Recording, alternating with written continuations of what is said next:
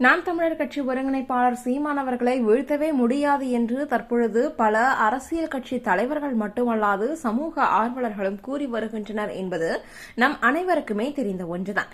அது மட்டுமல்லாது இப்பொழுது நடக்கக்கூடிய விஷயங்களை பார்த்தால் இனி நாம் தமிழர் கட்சிதான் தமிழகத்தை ஆளும் என்ற அளவிற்கு தற்பொழுது பேச்சுக்களும் எழுந்து வருகின்றன. சமீபத்தில் நாம் தமிழர் கட்சி ஒருங்கிணைப்பாளர் சீமான் அவர்களும் ஒரு பேட்டியில் பேசியிருந்த ஒரு காணொலியை வைத்து ஒரு மியூட் போட்டு அவர் அசிங்கமாக பேசிவிட்டார் என்று கூட திமுகவினர் பொய் செய்தியை பரப்பினர். ஆனால் அது வேறு விதமாகத்தான் நாம் தமிழர் கட்சி ஒருங்கிணைப்பாளர் சீமான் அவர்கள் பேசினார் என்ற ஒரு காணொலியும் வெளியானது. திமுகவினர் எப்படியாவது நாம் தமிழர் கட்சியை வீழ்த்த வேண்டும், சீமானை வீழ்த்த வேண்டும் என்ற ஒரு முழு நோக்கிலேயே செயல்பட்டு வருகின்றனர்.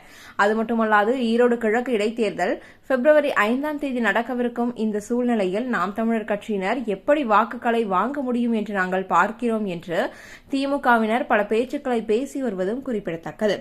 இந்த ஒரு தருணத்தில் இனி நாம் தமிழர் கட்சி சீமானை யாராலும் வீழ்த்த முடியாது என்று பலரும் கருத்துக்களை பதிவிட்டு வருகின்றனர்.